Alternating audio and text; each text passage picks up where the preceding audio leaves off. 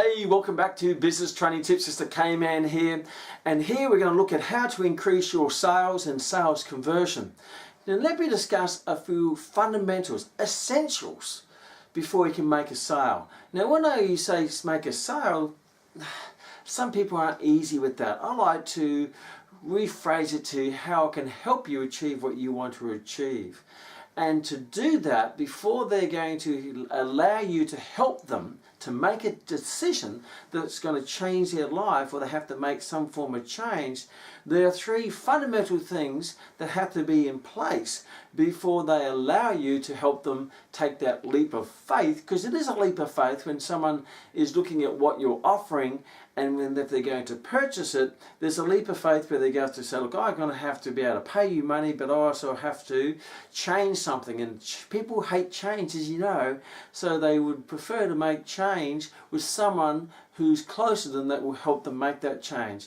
And those three fundamentals, before you even get to the sales question of would you like to take on this package or buy this product or take advantage of this service, the three fundamental things that they have to have in place before they make that change with you helping them is, the first thing they have to do, they have to like you. They have to like you, particularly if you are the product, such as in personal training, or you're offering personal training. So the fundamental thing for you to make sure you establish before you even get to the presentation of the product or the presentation of the offering, they have to like you. So how do you do that? Well, that's easy. Become a likable person. Dress like a likable person. Behave like a likable person. Smile like a likable person. Be interested in them like a likable person. Because people like to do business with people they like. I remember I had a personal trainer called Graham. He was one of my most successful trainers I've ever had. And he used to have lots of clients and never left him. And I said to him one day, I asked him, says, Graham, what makes you such a great trainer? We have so many clients. And he answered it so beautifully and so simply. He said, Kman, people like me.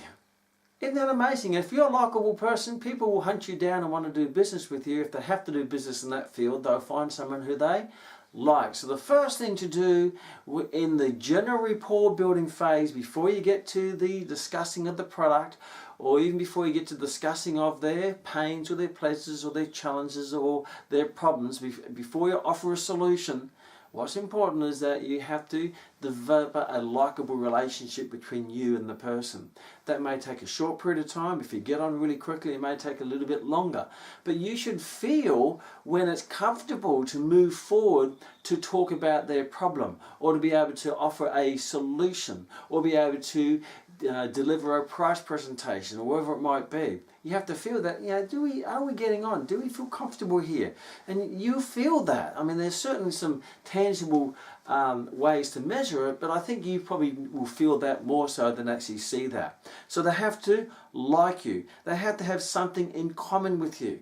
So it's important that as you're building your relationship, or through your communication in that general rapport phase, is you find areas of commonality. Commonality whether you both have kids, commonality if you both enjoy a certain type of sport, commonality if you have a similar background, commonality if they're overweight and you've been overweight.